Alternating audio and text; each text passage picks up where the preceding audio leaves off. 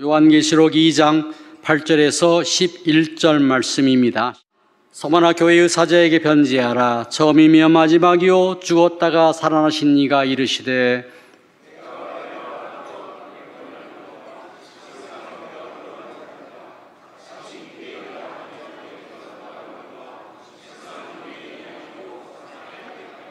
너는 장차 받을 고난을 두려워하지 말라. 볼지어다 마귀가 장차 너희 가운데서 몇 사람을 오게 던져 시험을 받게 하리니 너희가 10일 동안 환난을 받으리라. 내가 죽도록 충성하라. 그리하면 내가 생명의 관을 내게 주리라. 같이 합니다. 귀 있는 자는 성령이 교회에게 하시는 말씀을 들을지어다. 이기는 자는 둘째 사망의 해를 받지 아니하리라. 아멘.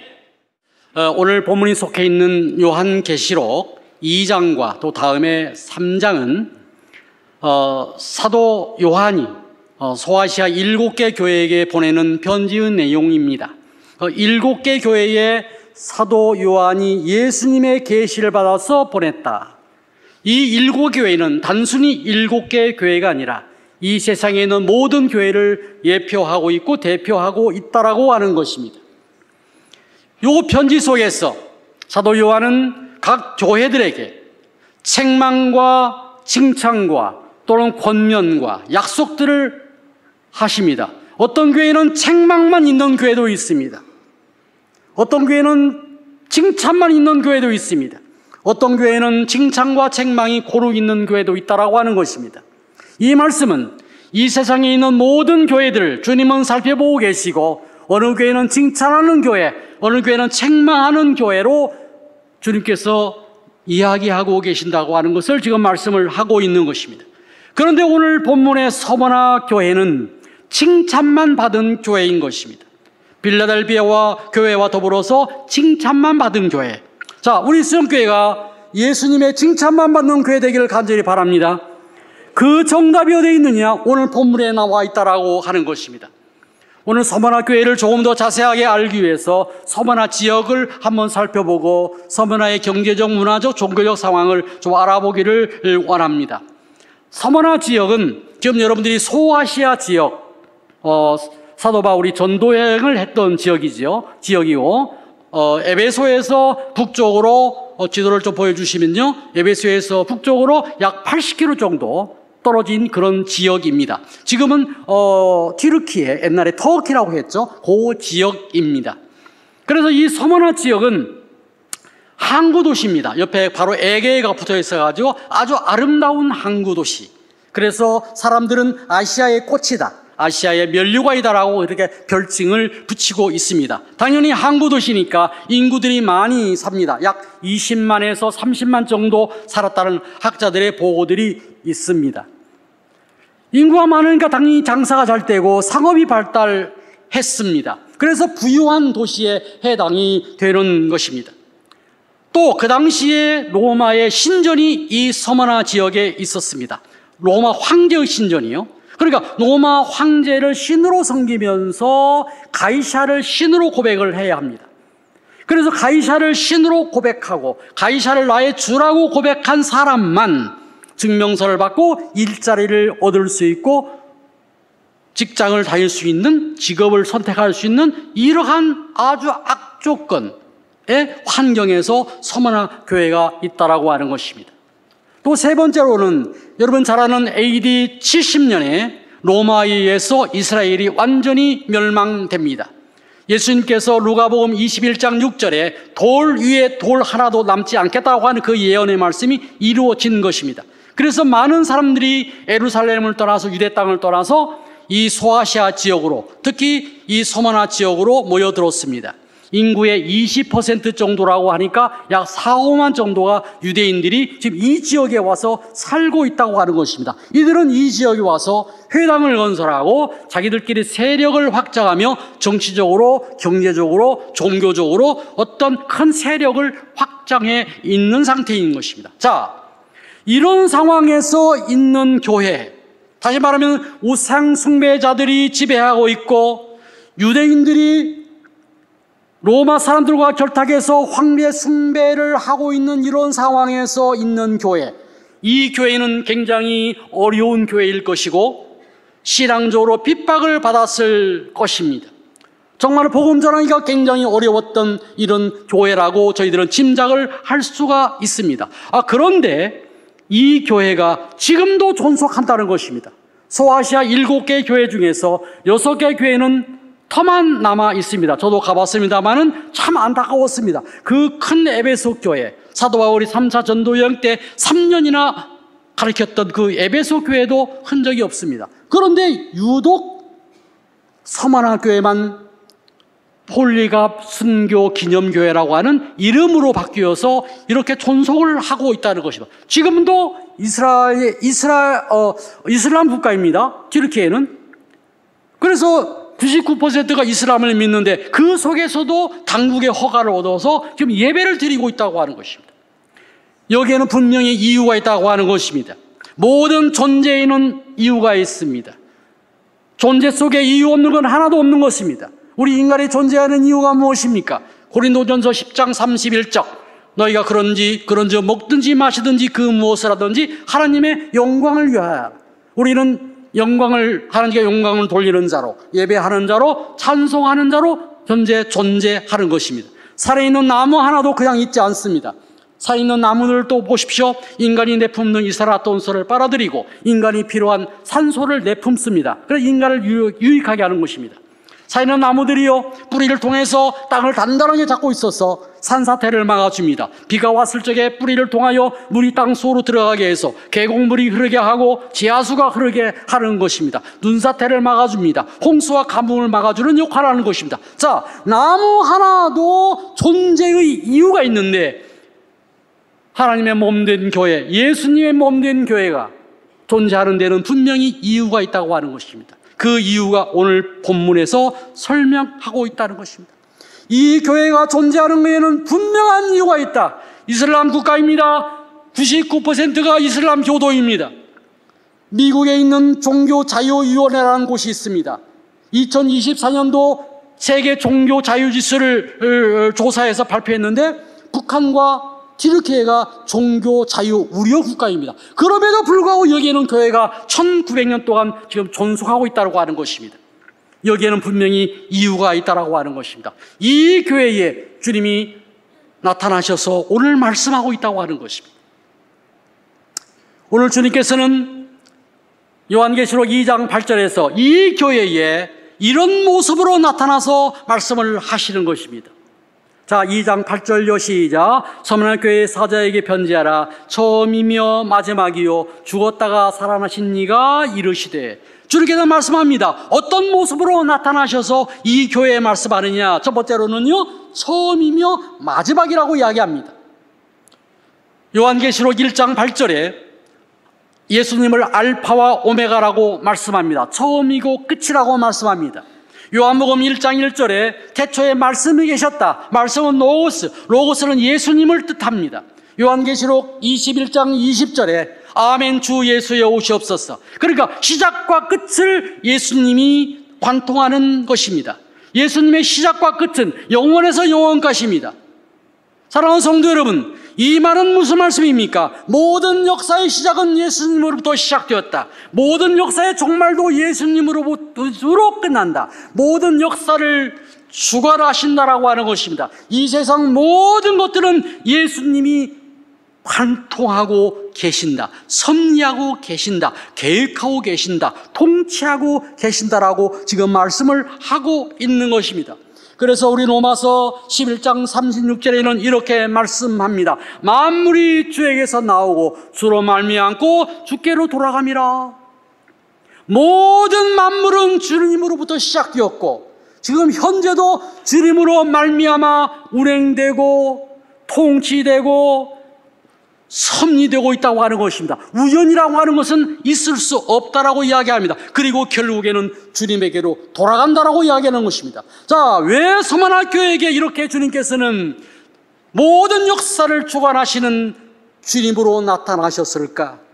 지금 서만화 교회는 세상의 권세에 떨고 있습니다. 마귀의 악한 마귀의 농락에 떨고 있습니다. 대단한 권세의 위협을 받고 있는 것입니다. 상당히 죽음의 골짜기를 건너고 있는 것입니다. 사망의 골짜기를 걷는 것입니다. 그러나 너희들은 일시적으로 너희를 위협하는 것들에게 굴복하지 마라.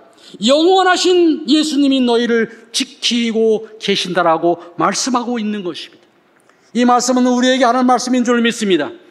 우리가 사는 삶이 아무리 어려워도 없어질 것, 일시적인 것, 잠시적인 것, 현상적인 것에 눈을 팔릴 것이 아니라 영원하신 주님을 바라볼 수 있기를 주님의 이름으로 축원합니다.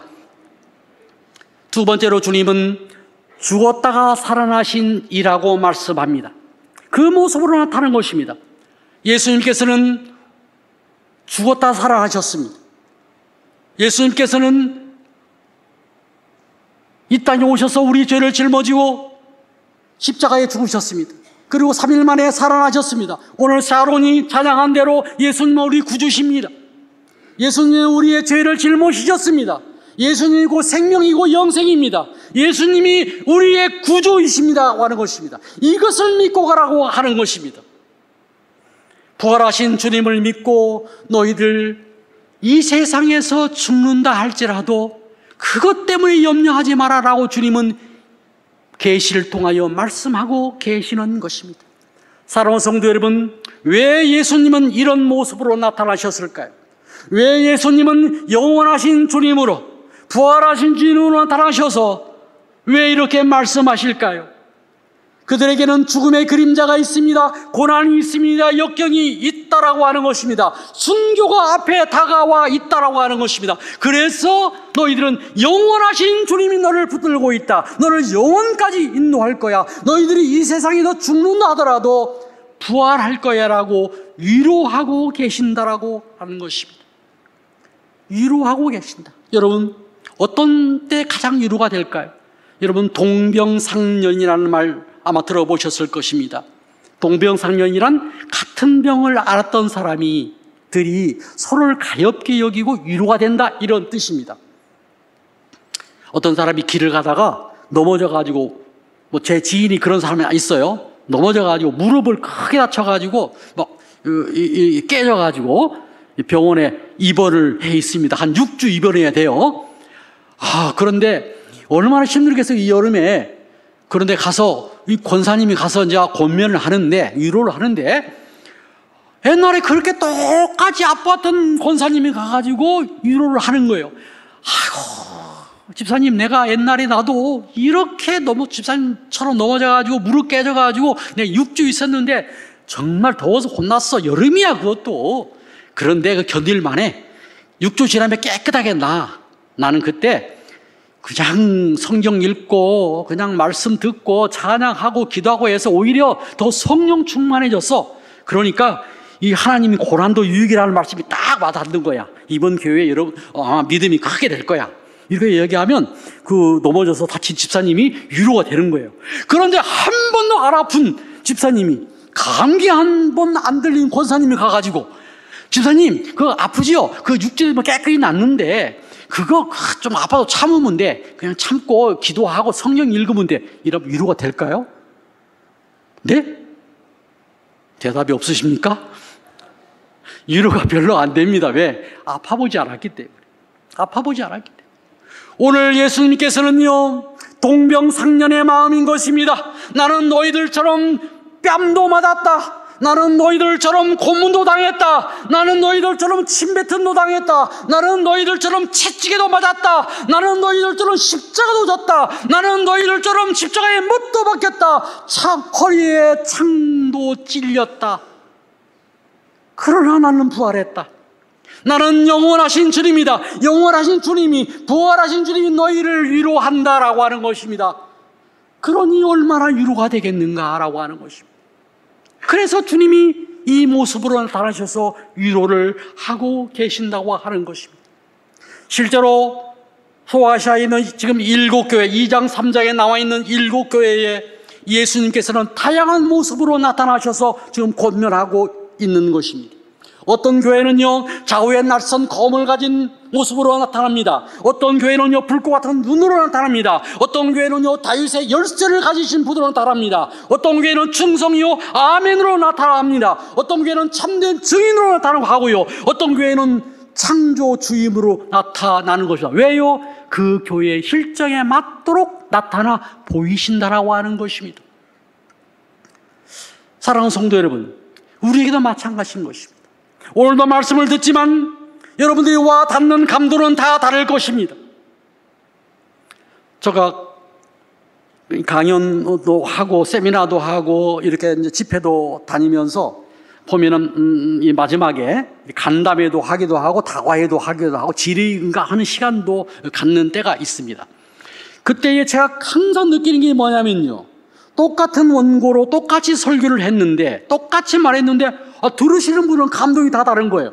어느 부분들은 서론에 가서 감동을 받은 분도 계시고, 어떤 분들은 결말 부분에서 감동받는 분 계시고, 어떤 부분은 대지 1, 2, 3, 5, 9 중에서 은혜 받는 분도 계시고, 어떤 분은 단어 한 단어에 꽂혀가지고 은혜 받는 분도 계셔요. 왜 그럴까요? 모두 우리는 입장과 처지와 직업과 마음 상태가 다 다르기 때문에 우리 주님께서는 그 마음 상태를 아시고 그 다가간다라고 하는 것입니다. 그래서 우리는 하나님의 말씀을 읽었던 것도 있고 읽었던 것도 있고 읽었던 것도 읽을 필요가 있는 것입니다. 어제의 감동이 오늘의 감동이 아닌 것입니다. 어제의 은혜가 오늘의 은혜가 아닌 것입니다. 오늘의 은혜는 오늘의 은혜로 사는 거예요. 내일의 은혜는 내일의 은혜로 사는 거예요. 오늘의 감동은 오늘의 말씀으로 사는 거예요. 내일은 내일의 말씀으로 산다라고 하는 것입니다. 모두 다르게 감동이 온다라고 하는 것입니다. 이것을 레마의 말씀이라고도 이야기를 합니다. 사랑하는 성도 여러분, 우리에게 다가오시는 그 하나님의 말씀을, 주님의 말씀을 붙잡고 그 말씀을 붙잡고 일어나기를 주님의 이름으로 축원합니다. 오늘 서만학교에는 부활하신 주님으로 나타나셔서 너희들이 지금 패배하고 있지만 승리할 것이다, 실패하고 있지만 성공할 것이다, 슬프지만 기쁨이 올 것이다, 약하지만 강하게 될 것이다, 현재 가난하지만 부유하게 될 것이다 라고 주님은 말씀하고 계시는 것입니다. 역시 똑같이 우리에게도 말씀하고 계시는 줄로 믿습니다. 그러면서 주님께서는 서문화 교회에게 세 가지를 칭찬을 하고 계시는 것입니다. 서문화 교인 여러분, 너무너무 너희들을 칭찬한다. 세 가지를 칭찬하십니다. 요한계시록 2장 9절을 한번 볼까요? 시작. 내가 내 환난과 궁핍을 알거니와 실상은 내가 부유한 자라 자칭 유대인이라 하는 자들의 비방도 알거니와 실상은 유대인이 아니요 사탄의 회당이라. 아는 것 세 가지를 안다는 것입니다. 첫째, 환난을 안다는 것입니다. 둘째, 궁핍을 안다는 것입니다. 셋째, 비방을 안다는 것입니다. 이거 칭찬할 것이 별로 안 되는데 주님은 이걸 가지고 이기면서 신앙생활을 하고 있는 이 모습을 보면서 너무너무 기뻐서 지금 칭찬을 하고 계시는 것입니다. 첫째로, 예수님은 그들의 환난을 알고 환난을 이겨냄을 칭찬하고 계시는 것입니다. 여러분, 서문화 교회는요 지금 로마 황제를 숭배합니다. 가이사라고 주라고 숭배해야 됩니다. 그런데 이 교인들은요 절대 가이사를, 로마 황제를 주라고 고백하지 않습니다. 오직 예수님만 구주라고 고백하는 것입니다. 오늘 세아론이 찬양한 것처럼 예수님만 내 구주라고 고백한 것입니다.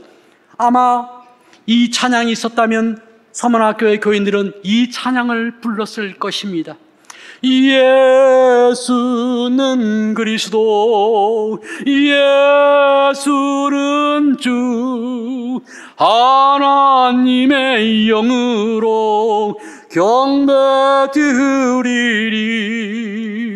예수님만이 그리스도이십니다. 예수님은 나의 왕이고 예수님은 나의 제사장이고 예수님은 나의 선지자라고 하는 것입니다. 로마 황제가 왕이 아니라 예수님이 왕이라고 고백하는 것입니다. 로마 황제가 우리의 죄를 구원하는 것이 아니라 예수님이 대제사장으로서 우리를 구원한다라고 하는 것입니다.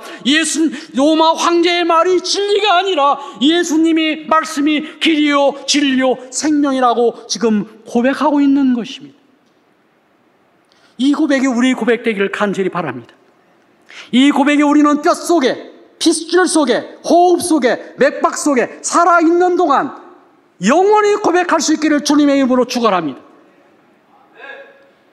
사랑하는 성도 여러분, 이것 때문에 이런 얼마나 큰 환난을 받았는지 모르는 것입니다. 여기 환난이라는 단어가요, 트립시스라는 단어입니다. 헬라어로 트립시스. 이게 무슨 이야기가 하면요, 인간이 견딜 수 없는 그 무게의 바위를 사람 위에 올려놓았을 때의 고통과 아픔, 이것을 이야기하는 것입니다. 여러분, 태풍 불어서 지나가다가 담이 넘어져가지고 사람이 깔렸습니다. 얼마나 아프겠습니까? 얼마나 고통스럽겠습니까? 이 고통을 당하고 있다라고 하는 것입니다. 서만학교의 교인들은요, 예수님을 내 구주라고 고백하면서 당하는 고통이 인간으로서는 견딜 수 없는 고통을 당했습니다. 이 시기는 박해기입니다. 지금 이 편지를 쓸 때가 AD 90년에서 96년 사이입니다. 그리스도 우리 교회의 박해기가 AD 63년에서 AD 313년까지 250년간을 박해기라고 합니다. 그때의 어마어마한 박해를 받았습니다. 그 시기에요, 베드로 사도도 십자가에 못 박혀 죽었고요, 사도 바울도 목베임을 당했고요, 모든 성도들이 얼마나 많은 순교를 당했는지 모릅니다. 이 시기가 지금 박해입니다. 이걸 견디고 있다라고 하는 것입니다. 여러분, 이 시기의 박해를 한번 제가 설명해 보겠습니다. 너무너무 끔찍합니다. 돌로 쳐 죽입니다. 찢어 죽입니다. 뜨거운 철판 위에 사람을 올려놓고 밑에서 불을 떼는 것입니다. 화형을 시키는 것입니다. 칼로 쳐 죽이고요, 십자가형을 당하게 되는 것입니다. 제가 로마에 있는 원형 경기장과 티르크에 있는 원형 경기장을 가봤습니다. 원형 경기장 밑에 보면은 우리가 있습니다. 굶주린 사자를 집어넣습니다. 굶주린 사자. 먹이를 안 줘요. 그리고 성도들 원형 경기장에다 모아놓고 굶주린 사자를 풀어버립니다. 끔찍한 박해입니다. 이런 박해를 견뎠다라고 하는 것입니다. 이 속에서도 서문학교의 교인들은요, 예수님만이 내 구주이십니다, 이걸 고백했다라고 하는 것입니다. 감수하면서 말입니다. 여러분, 이 고백은요, 우리나라 역사에도 얼마든지 많이 찾아볼 수 있습니다. 우리 지금 현재 광복 79주년을 맞이했습니다. 지난 목요일에요. 일제압박대에 우리 여러분 1919년 4월 15일 여러분 잘 아는 제암리 교회 사건 잘 알 것입니다. 교인들을 제암리 교회에 다 모아놓고 밖에서 문을 잠굽니다. 그리고 불을 질러서 사람을 태워 죽입니다. 우리 교회 성도들도 이런 고통을 당했습니다. 주기철 목사님요, 예수는 내 구주라고 고백하면서 신사참배를 하지 않습니다. 일본 사람들은요, 판자에다 못을 박아놓고요, 그 위를 걸어가라고 명령합니다. 주기철 목사님은 피를 흘리면서 예수님의 십자가를 생각하면서 그 못 위를 걸어갑니다. 우리가 지금 누리고 있는 신앙의 자유는 이러한 순교 속에서 나왔다는 사실을 기억할 수 있기를 주님의 이름으로 축원합니다. 우리도 예수 믿음으로써 많은 환난과 고통을 당할 때가 얼마나 많습니까? 주기철 목사님이 당했던 그 고통, 서문학 교인들이 당했던 그 고통과 박해는 아니라 할지라도 직장에서 불신 상사를 만나서 주일에 나오라고 하고 술잔을 권하기도 하고 고사 지내는데 절 안 한다고 이상한 소리를 하기도 하고, 정직한 삶을 사니까 뇌물 안 받고 뇌물 안 주니까 이상한 사람이라고 비아냥거리기, 가정에서는 제사에 참여 안 하고 장례에 절 안 하니까 이상한 사람이다, 우리나라 문화와 풍습도 모르는 사람이다 등등등, 각 우리 성도님 개인마다 친구를 통해서, 회사를 통해서, 가정을 통해서 모든 압박들이 있을 것입니다. 말 못하는 아픔들이 있을 것입니다. 그러나 사랑하는 성도 여러분, 예수님은 내 구주이시고 그분이 나를 사랑하셔서 나를 천국으로 이끌 분임을 꼭 믿으시면서 신앙의 지조를 지키시기를 주님의 이름으로 축원합니다. 이를 위하여 우리 선조들은 목숨을 버렸다는 사실도 우리는 기억하면서 굳센 신앙으로 무장할 수 있기를 간절히 바랍니다. 두 번째로 주님께서는 궁핍을 칭찬하셨어요. 가난해졌다는 것입니다. 왜요? 서머나 지역은 항구 도시입니다. 어마어마한 경제적인 부를 누릴 수 있습니다. 그러나 가이사에게 절을 하라고, 가이사를 주라고 하지 않고 로마 신상에 절을 하지 않기 때문에, 로마 황제를 숭배하지 않기 때문에 그들은 어마어마한 핍박을 가해지는 것입니다. 일자리를 구할 수 없습니다. 길드라고 하는 상인 조합에도 가입할 수 없습니다. 장사를 할 수 없습니다. 그러니까 절대 빈곤 상태가 되는 것입니다. 여기에서 궁핍이란 말은 포토케이라는 말인데, 포토케이야, 이 무슨 뜻이냐고 하면은 기본적인 인간의 삶을 살 수 없을 정도의 빈곤, 뭐 영어로 꼭 얘기하자면은 basic human needs, 그러니까 인간으로서 최소한의 기본을 누릴 수 없는 상태, 이 정도의 상태의 궁핍을 가졌다라고 지금 이야기를 하고 있는 것입니다. 사랑하는 성도 여러분, 예수 믿고 예수님을 내 구주로 믿으면서 이들은 이렇게 불이익을 당했다고 하는 것입니다. 이 와중에서도 신실한 믿음을 지켰다라고 하는 것입니다. 그런데 주님께서는 이 모든 것을 알고 계시면서 칭찬한다라고 하는 것입니다. 사랑하는 성도 여러분, 우리도요, 예수 믿음으로써 경제적으로 불이익 받을 때가 굉장히 많이 있습니다. 제가 옛날에 담임을 하면서 그 다음 2009년쯤으로 기억되는데요, 대부업법이 이렇게 통과된 적이 있습니다. 국회에서 왜 사채를 좀 양성화시키자 이래서 지하에 있는 것을, 한 집사님이, 목사님, 제가 이 대부업법을 허가내가 하면 참 좋겠는데 괜찮겠습니까? 제가 뭘 하겠습니까? 안 됩니다. 그거는 서민들에게 고리를 받는 건데 성경적이지 않습니다. 성경에서는 고아와 과부와 가난한 자와 나그네와 이런 사람들을 도우라 했는데 그 서민들의 돈을 고리를 받아가면 그거 큰일 납니다. 절대 교인은 하면 안 됩니다. 예? 이런 불이익이 있는 것입니다. 못하는 직업이 있는 것입니다. 우리에게도 못하는 일이 있는 것입니다. 한 번은 좀 왔다가 간 성도인데, 룸사롱을 하는 성도가 이제 전도해가지고 온 거예요. 그러니 기도를 해야 되는데, 이거 뭐 장사 잘 되게 하려고도 할 수도 없잖아요. 속으로는 망했으면 좋겠다라는 마음으로 그냥 믿음을 굳세게 하시고 말씀에 서서 사리를 분별하게 하셔서 정말 이 세상을 하나님 말씀대로 살아가게 해달라고 그냥 기도를 한 거예요. 그리고 한두 주 지났는데 그 성도님이 전화가 온 거예요. 룸사롱 뭐 다른 사람 넘겼습니다. 꽃이다. 내가 꽃이다. 그러고 나서는 또 좀 있으니까, 물 좋은 데 나타났는데 그걸 뭐 해야 되겠습니다. 절대 안 됩니다. 이 술 장사는요, 타락의 원인입니다. 사탄의 도구입니다. 이건 먹으면 사람들이 삥 돌아가가지고 다 범죄를 저지른 일을 왜 조장하려고 합니까? 그거 하면 큰일 납니다. 망합니다. 죽습니다. 막 협박을 좀 제가 했어요. 근데 교회 안 나와요. 예, 무슨 이야기입니까? 우리는 하나님 말씀대로 살기에 이러한 직업적, 사업적 한계를 가지고 있다라고 하는 것입니다. 이걸 우리는 감수해야 된다라고 하는 것입니다. 상대적 박탈감을 가질 때도 굉장히 많이 있습니다. 나는 정직하게 세금 신고를 합니다. 부가세 신고를 합니다. 그러니 건강보험도 많이 내고 뭐 여러 가지 세금도 많이 냅니다. 옆집은 나보다 더 장사 잘 되는데 건강보험료가 내보다 반도 안 돼. 그러나 여러분 기뻐하시길 바랍니다. 그 사람보다 내가 조금 더 적게 쓰면 되고요. 그거 하나님이 기뻐하는 일이기 때문에 그렇습니다. 우리는 정직하게 살면서, 말씀대로 살면서, 예수님을 내 구주이기에 하나님의 말씀대로 살면서 얻어지는 불이익은 하나님이 기뻐하신다라고 이야기해요.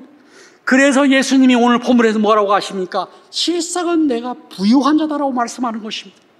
육체적으로는 너희가 가난하나 영적으로 부유한 자다라고 하는 것입니다. 물질적으로는 가난하지만은 영적으로 엄청나게 부유한 자다라고 말씀합니다. 너희들은 말씀에 부유한 자요, 성령에 부유한 자요, 천국 소망에 부유한 자요, 예수 사랑에 부유한 자요, 겸손에 부유한 자요, 온유에 부유한 자다라고 말씀하는 것입니다. 그래서 누가복음 12장 15절에서도 어떤 부자가요, 너무너무 농사가 잘 돼요. 그래서 막 여기다가 창고 짓고 또 짓고 또 짓고 또 짓고 또 짓고. 이야, 창고 짓을 데가 없어요. 이야, 이거 가지고 등 뜨시게 배불리 먹고 살자. 지금으로 말하면 집 한 채 사고 두 채 사고 세 채 사고 막 한 거예요. 집세 빡빡 나와요. 이야, 이제 편안하게 살겠다. 막 일 안 해도 되겠네. 이때 주님이 뭐라고 하셨습니까? 아십니까? 내 생명을 오늘 내가 데려가면 이게 누구 거 되는데? 그러면서 그 사람을 어리석은 부자라고 이야기합니다. 주님이 말씀하신 진짜 부유한 자는 하나님께 부유한 자가 진짜 부유한 자다라고 말씀합니다. 그러면서 누가복음 12장 15절에 뭐라고 합니까? 사람의 생명이 그 소유의 넉넉함에 있지 않다라고 이야기하는 것입니다. 사랑하는 성도 여러분, 우리는 물질적 부유나 육체적 부유가 아니라 영적 부유를 추구할 수 있기를 주님의 이름으로 축원합니다. 여러분, 라면 좋아하십니까? 점심시간이 지금 됐는데 라면 이야기 배고프시죠? 저 라면 굉장히 좋아합니다. 저 라면을 제가 요리를 딱 하나 할 수 있는데 라면 요리입니다. 라면도 요리하고요. 예, 제 라면을 끓일 적에는 그 라면에다가 계란도 집어넣고 파도 집어넣고 양파도 집어넣고 그 뭐라고 합니까? 저 만두, 떡도 집어넣고 이래가지고 끓여서 먹으면은 진짜 맛있거든요. 진짜 맛있습니다. 여러분, 라면 그렇게 한번 끓여 먹어보시기 바랍니다. 집에서 다 끓여 드시는죠? 그런데 여러분, 예수님이 진짜 좋아하는 라면 있는 거 아세요? 예수님이 좋아하는 라면, 그것이 슈퍼에 안 팝니다. 슈퍼에 가지고 우리 예수님 좋아하는 라면 달라고 하면 그거 안 줍니다. 예수님 좋아하는 라면, 주와 함께라면, 주와 함께라면, 주와 함께라면 가난해도 좋아 같이 합니다. 참된 부요함이 내 맘에 가득하니까 주와 함께라면 병들어도 좋아. 참된 강건함이 내 맘에 가득하니까 때로는 날 넘어뜨리려 거센 파도 휘몰아쳐 와도 나는 결코 잊을 수 없어, 놓을 수 없어 따사로운 주의 손길을. 아멘 되십니까? 여러분, 육체적 부유가 아니라 영적 부유가 부유함을 믿으시길 간절히 바랍니다.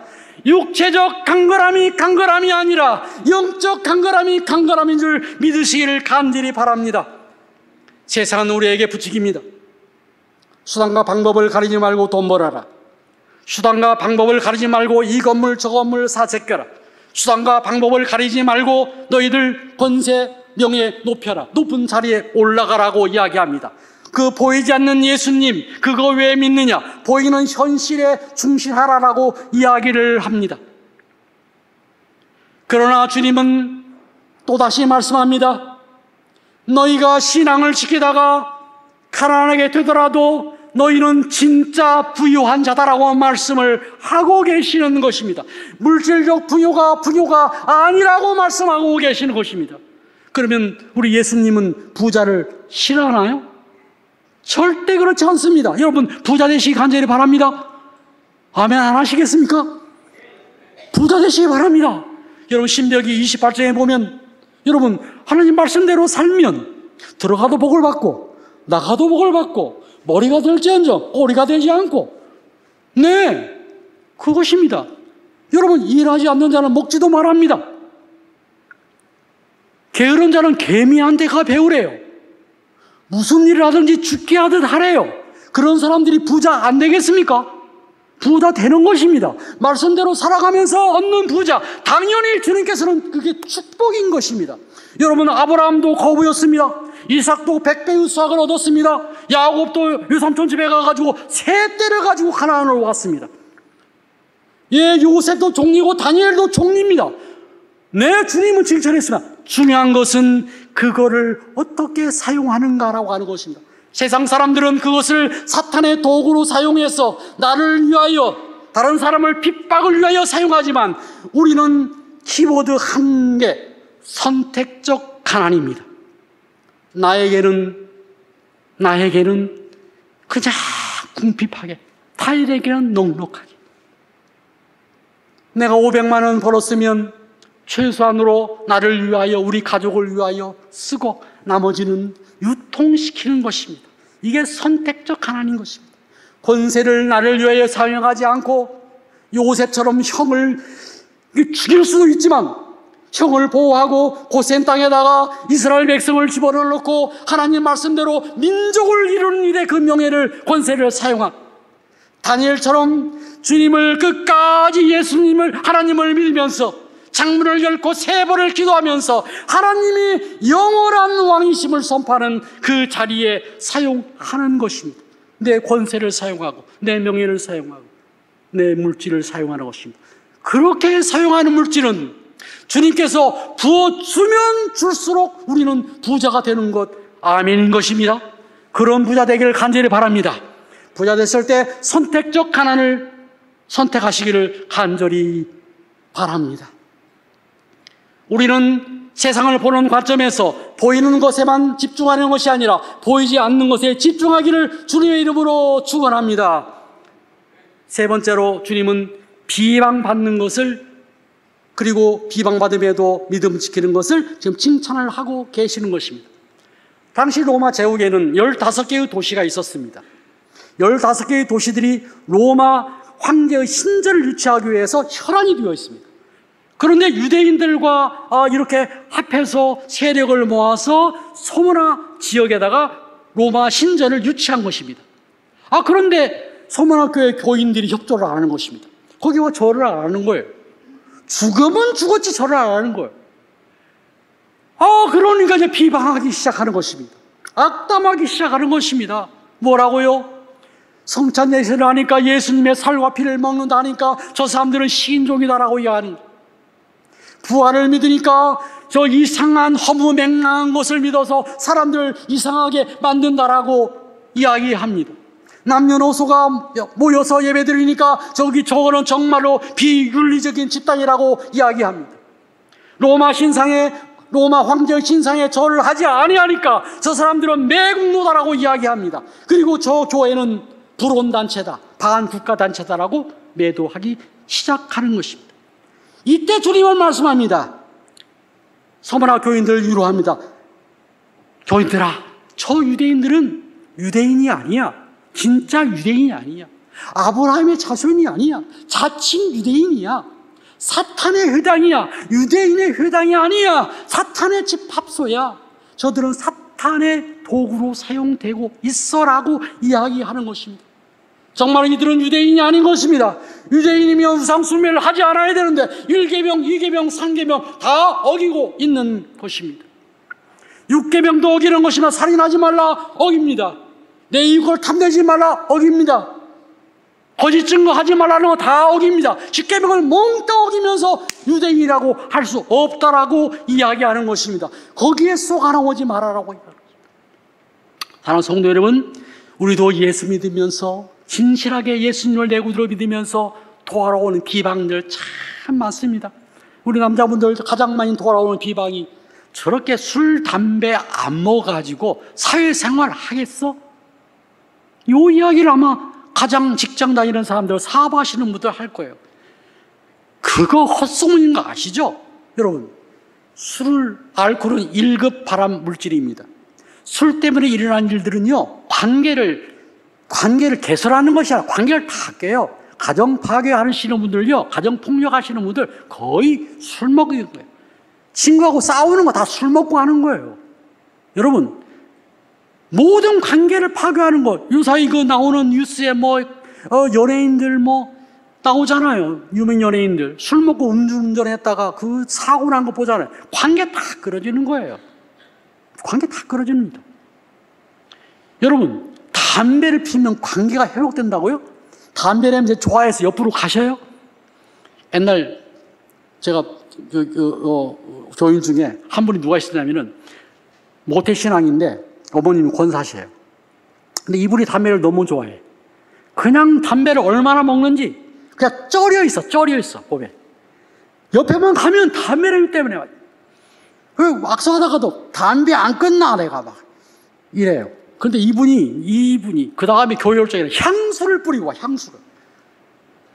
그 향수 냄새하고 담배 냄새하고 뒤엉키면 여러분 어떤 냄새인지 아세요? 그 이상하게 그 구역질 나는 냄새가 막 나. 여러분 관계가 개선되나요? 여러분 제가 이걸 적어왔어요. 폐암 환자의 90%가 흡연자랍니다. 폐암 걸리는 사람이 폐암 걸리는 비흡연자에 비해서 흡연자가 22배가 높대요. 후두암은 담배 안 피는 사람에 비해서 후두암이 10배 걸릴 확률이 높다는 거예요. 더 있지만 제가 시간 관계상 여러분 우리가 술, 담배 안 먹음으로써 우리나라의 건강보험 재정을 튼튼하게 하는 줄 믿으시길 간절히 바랍니다. 우리처럼 애국자가 없는 줄로 믿으시길 간절히 바랍니다. 그런데 세상은 여전히 우리에게 거짓 소문을 퍼뜨려서 저 사람들은 세금도 잘 안 내, 저 사람들은 그냥 관계를 그냥 인간관계를 허무는 자들이야 라고 헛소문을 퍼뜨리는데 여러분 그거 현혹되지 말고 진실을 알아서 예수 믿는 게 얼마나 행복한 건가, 이걸 가지고 그 헛소문에 놀아나지 않기를 주님의 이름으로 축원합니다. 사랑하는 성도 여러분, 우리에게도 이런 환난과 고통과 역경과 비방과 가난이 있습니다. 그러나 이 어려움 속에서도 주님이 알아주시면 좋가니, 주님이 부유한 자라고 말씀하시니 나는 부유한 자라고 하는 자긍심을 가지고 이 세상 살아가시기를 주님의 이름으로 축원합니다. 이제 두 번째로 주님께서는 앞으로 고난당할 일을 또 말씀하세요. 두 가지를 당부하세요. 첫 번째가 뭐냐고 하면은 고난당하겠다는 것입니다. 자, 요한계시록 2장 10절을 한번 읽어보도록 합시다. 시작. 장차받을 고난을 두려워하지 말라. 볼지어다 마귀가 장차 너희 가운데서 몇 사람을 옥에 던져 시험을 받게 하리니 너희가 10일 동안 환난을 받으리라. 내가 죽도록 충성하라. 그리하면 내가 생명의 화를 내게 주리라. 아니 지금까지 고난을 받았어요.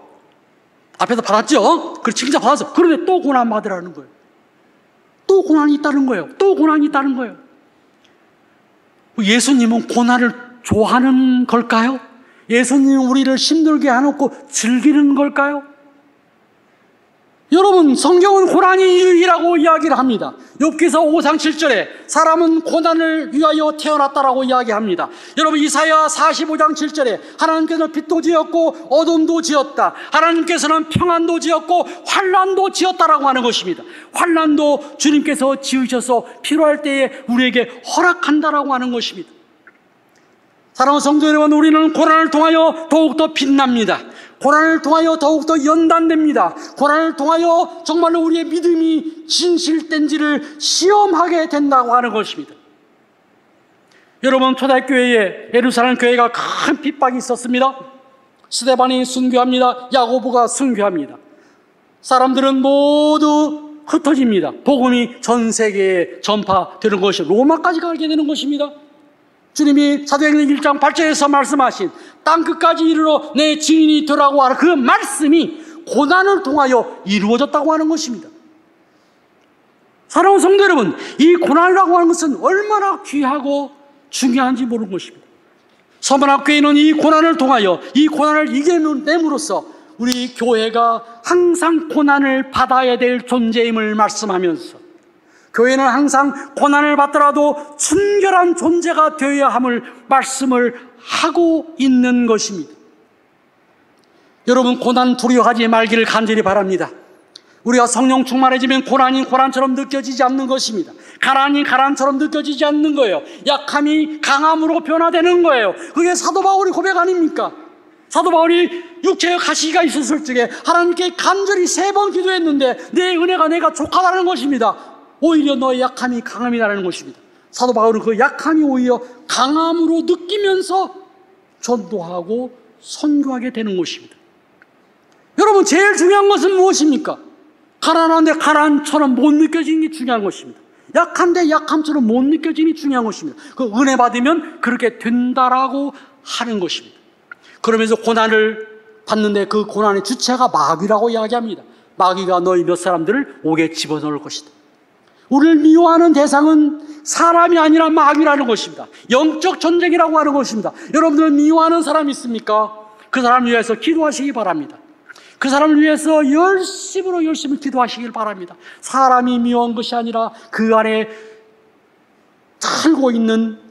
둥지를 틀고 있는 그 사탄 마귀가 그 사람을 조종하고 있기 때문인 것입니다. 영적 전쟁인 것입니다. 영적 전쟁이기에 그 회사를 그만둘 것이 아니라, 그 사업을 그만둘 것이 아니라 기도하면서 이겨나가는 것입니다. 말씀으로 승리해 나가는 것입니다. 두 번째로는 10일 동안 고난을 받겠다는 것입니다. 10일 동안이라고 하는 것은 숫자의 의미는 없습니다. 짧은 기간입니다. 한정된 시간입니다. 끝이 있다는 것입니다. 하나님이 정해진 시간이라고 하는 것입니다. 여기에 소망이 있는 것입니다. 걱정할 필요가 전혀 없다라고 이야기하는 것입니다. 그리고 두 번째로 당부합니다. 죽도록 충성하라, 이 당부하는 것입니다. 가끔 이 죽도록 충성하라고 하는 이 부분을 사람들이 너 죽을 힘을 다해서 헌신하고 봉사하라, 이렇게 해석하는 분들 계시는데, 그것은 앞뒤 문맥을 다 뺐기 때문에 그런 요 문장만 가지고 보면 그럴 수 있습니다. 그러나 앞에서 어떻게 됐어요? 엄청난 너의 고난을 받을 것이다. 지금까지 받았다. 죽도록 충성하라. 그리하면 생명의 멸류관을 주리라, 이 것입니다. 이거를 죽을 힘을 다해 헌신하고 봉사해라. 그리하면 생명의 멸류관을 주리라, 이라면은 그건 행위 구원이 되는 것입니다. 예.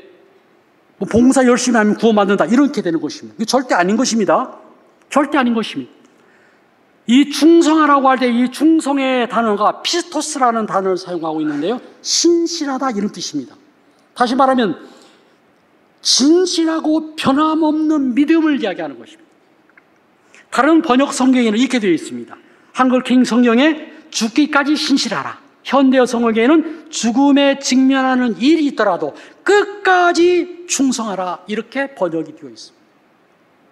네, 우리가 죽음이 내 앞에 온다 할지라도 믿음, 변치 않는 믿음을 끝까지 지키면서 만왕의 왕이신 예수님께 그 백성된 우리는 충성을 다해야 될 줄로 믿습니다.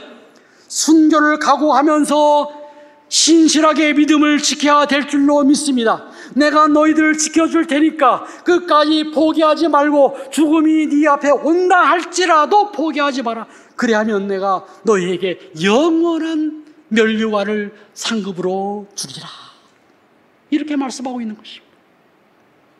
사랑하는 성도 여러분, 우리는 주님의 뒤 십자가의 길을 따르는 자들입니다.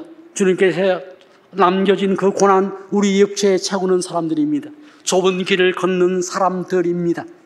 네, 우리도 이 고난에 참여해야 된다라고 하는 것입니다. 성경 로마서 8장 18절은 이렇게 말씀합니다. 현재의 고난은 장차 우리에게 나타날 영광과 비교할 수가 없다는 것입니다. 현재의 고난이 일이라고 하면 장차에 나타날 영광은 무한대라고 하는 거예요. 무한대. 여러분, 무한대에 투자하시겠습니까? 그 하찮은 1, 0.1에 투자하시겠습니까? 우리는 그 무한대에 투자하는 사람인 줄로 믿습니다. 주님과 함께 천국에서 영원토록 왕노릇 할 줄 믿습니다. 그리고 주님께서는 약속하십니다. 요한계시록 2장 11절요, 다 같이요, 귀 있는 자는 성령이 교회들에게 하시는 말씀을 들을지어다. 이기는 자는 둘째 사망의 해를 받지 아니하리라. 이기는 자는 둘째 사망의 해를 받지 아니하리라. 첫째 사망은 우리에게 있습니다. 순교를 통해서 있다 할지라도, 육체적 죽음을 통해서 있다 할지라도, 둘째 사망의 해, 지옥 형벌은 절대 우리에게는 없다. 천국에서 영원토록 예수님과 함께 왕노릇 하게 될 것이다. 그러니 현재의 고난은 여러분들이 달게 기쁨으로 받아들이거라고 말씀을 하는 것입니다. 말씀 맺기를 원합니다. 서문학교의 담임 목사님은 폴리감 목사님이셨습니다. 이 폴리감 목사님은 사도 요한의 제자입니다. 사도 요한의 제자. 사도 요한은 지금 저 편지를 쓰고 있는 분이시죠. 여러분, 사도 요한은 누구신지 아시죠? 예수님 12 제자 중에 하나인데 특별히 예수님의 사랑을 받던 제자입니다. 예수님께서는 제자 12를 데리고 전도 여행도 하고 사역도 하셨지만 딱 3사람을 데리고 할 때가 애법 있었습니다. 변화산에 올라갈 적에도 3사람, 야이로의 딸을 살릴 적에도 그 3사람, 겟세마네 동산에 올라가서 더 높은 곳으로 갔을 때에도 3사람, 그 3사람 중에 하나 베드로, 야고보, 요한, 이 요한입니다. 특히 다른 제자들은 없는데 예수님이 십자가에서 못 박혀 돌아가실 적에 그 밑에 계셨던 분이 바로 사도 요한입니다. 그 사도 요한이 예수님께서 마리아를 부탁하죠. 내 어머니다. 끝까지 마리아를 부탁한다. 그렇게 부탁할. 그러니까 이 요한은 예수님에 대한 박사인 거예요. 거기에다가 요한복음, 요한 1, 2, 3서, 요한 계시록까지 하나님의 감동으로 썼습니다. 예수님 박사입니다. 예수님 박사. 예수님 박사. 또 더 이상 설명 안 하겠습니다. 예수님 박사. 이 예수님 박사에게 말씀을 들은 폴리갑은 어떻겠습니까? 엄청나게 훌륭한 목사님이셨을 겁니다. 이 목사님이 서문학교의 성도님들에게 하나님 말씀을 전합니다. 그들은 순교를 각오합니다. 그러니 로마 당국에서 가장 미운 사람이 누굴까요? 예? 고아고 목사님? 이 폴리갑 목사님인 거예요. 그래서 이 폴리갑 목사님을 데려다가 꽁꽁 묶습니다. 노천극장으로 데려갑니다. 그리고 기둥에다가 묶습니다. 밑에다가 장작을 쫙 깔아놓습니다. 그리고 아마 기름도 찌끄렀을 거예요. 그리고 횃불을 듭니다. 저 그림은 지금 폴리갑 기념교회에 나와 있는 성화의 한 그림입니다. 그러면서 마지막으로 묻습니다. 제가 한 번 기회를 딱 주겠다. 딱 예수 한 번만 딱 부인하라. 딱 한 번만 부인하라. 폴리갑 목사님은 이렇게 답합니다. 아니, 내가 86년 동안 예수님을 섬겼는데 예수님이 나를 한 번도 부인하지 않았는데 내가 어떻게 예수님을 부인한단 말이오. 마음대로 하시오. 그리고 화형을 당합니다. 이때 스데반이 하늘 문이 열린 것을 보면서 하나님께 기도했듯이 기도했을 것입니다. 하늘 문이 열렸을 것입니다. 예수님이 일어나서 두 팔 벌리고 폴리갑 목사님을 맞이했을 것입니다. 먼저 간 순교한 성도들이 모두 폴리갑 목사님을 맞이했을 것입니다. 두 손 벌려 환영했을 것입니다. 폴리갑 목사님은 기도했을 것입니다. 하나님, 나에게 순교하게 해주셔서 정말로 감사합니다. 내 영혼 받아주시옵소서. 이 순교의 제물이 그냥 헛되지 않게 하시고 모든 나라 방방곡곡에 복음이 전해지게 하여 주시옵소서. 이렇게 기도하고 하늘나라로 갔을 것입니다. 스데반의 기도가 폴리갑 목사님의 기도가 되었을 것입니다. 이것은 우리나라 땅에도 있었습니다.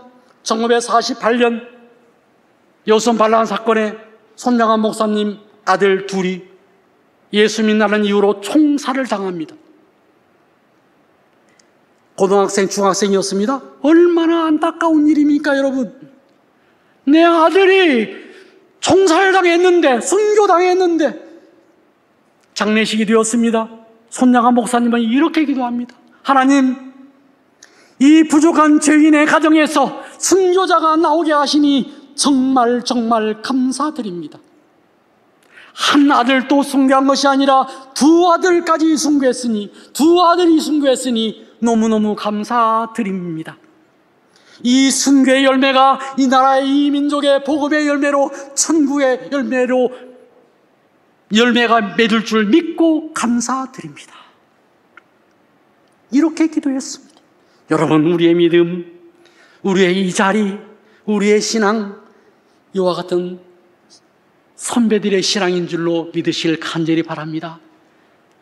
우리는 언젠가는 내 이름도 잊어버리고 내 나이도 잊어버리고 내 얼굴도 잊어버리고 우리 아들 나이 얼굴 다 잊어버릴 때가 있을 것입니다. 그러나 우리가 한 가지 꼭 잊지 말고 고백해야 될 것은 예수님은 나의 구주이십니다. 이것을 고백할 수 있기를 주님의 이름으로 축원합니다. 마지막 순간까지 다 잊어버려도 예수님은 나의 구주이십니다. 오늘 샤론이 고백한 것처럼 예수님은 나의 기쁨이고 나의 위로이고 나의 생명이고 나의 길이고 나의 부활이고 나의 영생이십니다라고 고백할 수 있기를 주님의 이름으로 축원합니다. 저는 이 찬양을 마무리하면서 꼭 이 찬양을 부르고 싶었습니다. 이 세상 떠날 때 찬양하고 숨질 때 하는 말 이것일세. 다만 내 비는 말 내 구주 예수를 더욱 사랑 더욱 사랑. 이 세상 떠날 때 같이 합니다. 찬양하고 숨질 때 하는 말 이것일세. 다만 내 비는 말 내 구주 예수를 더욱 사랑 더욱 사랑.